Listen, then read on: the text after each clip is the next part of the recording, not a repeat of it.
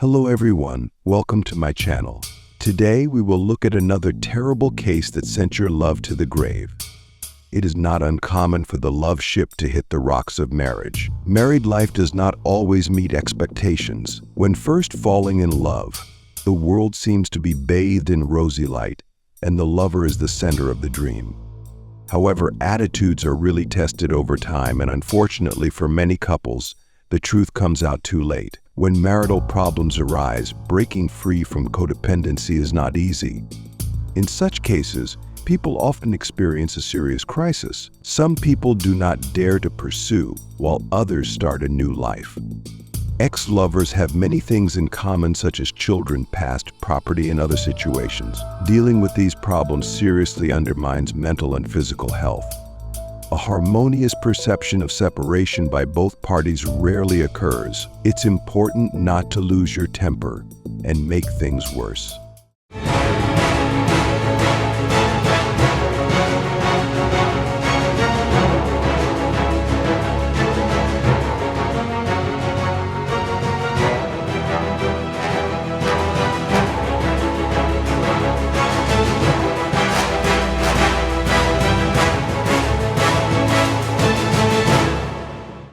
Vashti Seacat and Vashti, lovers from Kansas, tied themselves up in marriage on the beach in Belize. Young people plan a perfect life. They moved to Kingman, bought a house, and had 2 children. Both have jobs they love and professional careers. But like all fairy tales, this relationship also ended. Over time, the outwardly harmonious relationship no longer corresponds to reality. Husband and wife quarreled, then reconciled, and even tried psychotherapy together.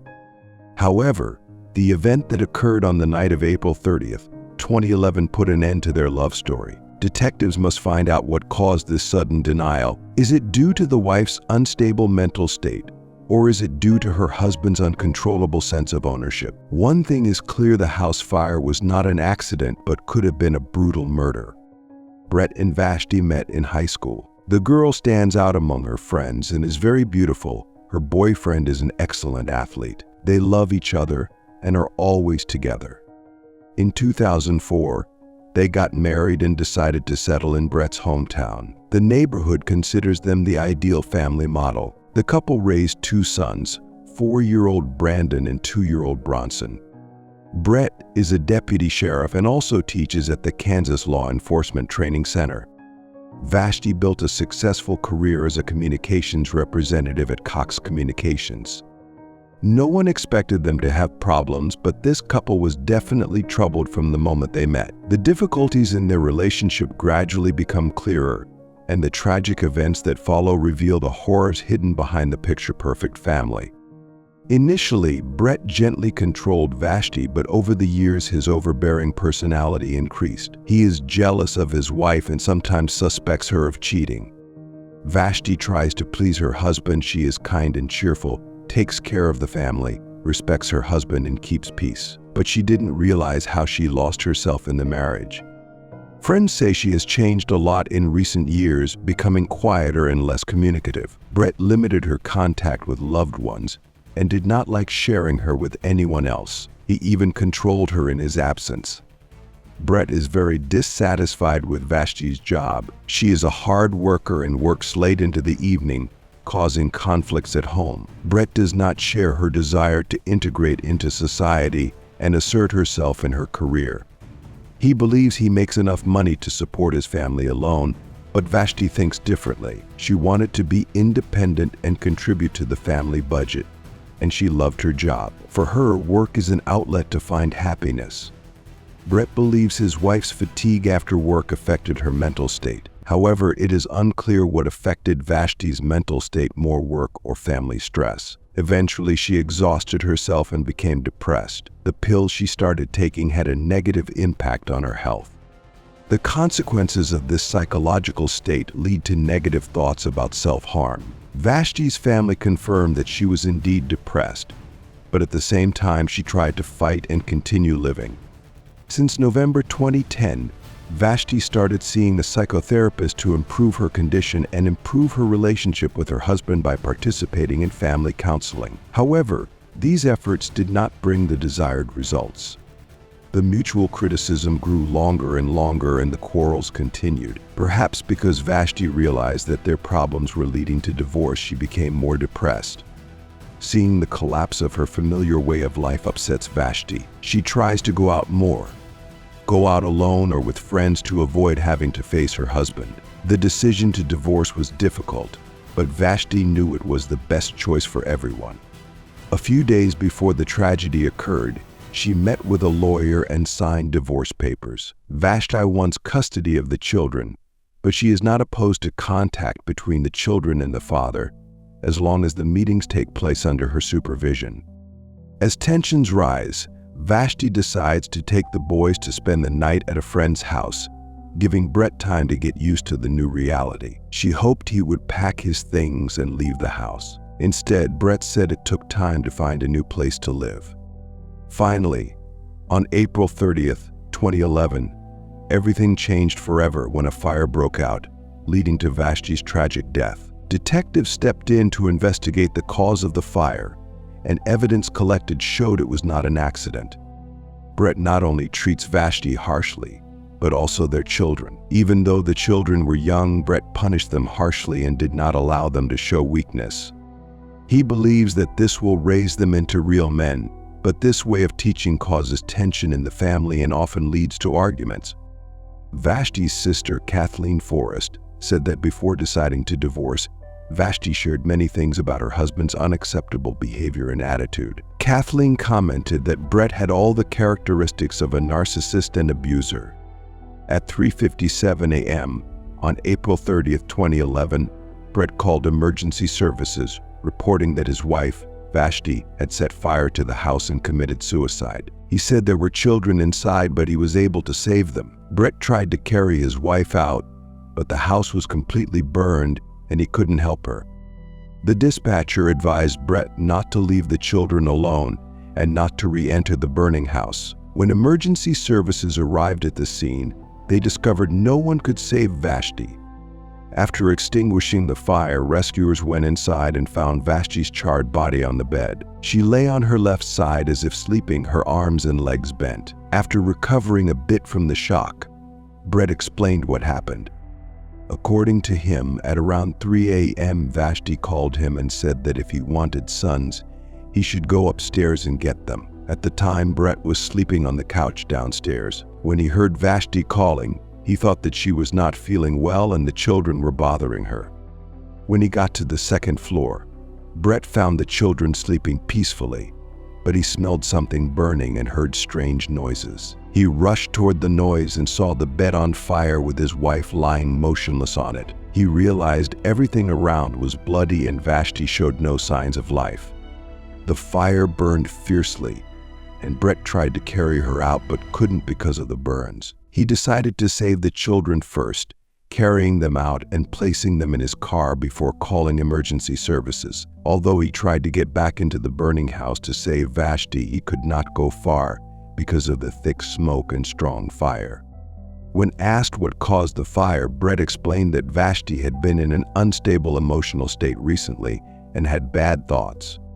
Before going to bed, they discussed the upcoming divorce and decided to divide assets and custody of their children. This is their last night together. Brett doesn't understand why Vashti would light a fire and endanger the children, even though she asked him to get the boys out of the house before the tragedy occurred. The answers to these questions do not create a coherent picture. Investigators faced a difficult task to determine whether Vashti, a loving wife and mother of 2 children, left her life voluntarily or because of someone else's intervention. Vashti's relatives did not hide their suspicions. When they learned of the tragedy, they contacted law enforcement officials and requested that the investigation be given special attention, with the events considered from the perspective of murder. Vashti's relatives insisted that she could not commit suicide and harm her children, despite her difficult family situation and divorce proceedings. They firmly believed that a mother like Vashti would never risk her children's lives and make them homeless. Vashti is a loving and caring mother every day. She always wakes up at 4 a.m. to prepare a fresh and natural breakfast. Vashti pays attention to everything and has a big, compassionate heart. Vashti's sister Kathleen recounts an incident when Vashti helped a family whose child had cancer by organizing a fundraiser. Vashti is not only a kind woman but also takes care of herself. She started exercising, eating right, and losing weight. A week before the incident, she updated her wardrobe. All signs point to Vashti trying to improve her life and move forward.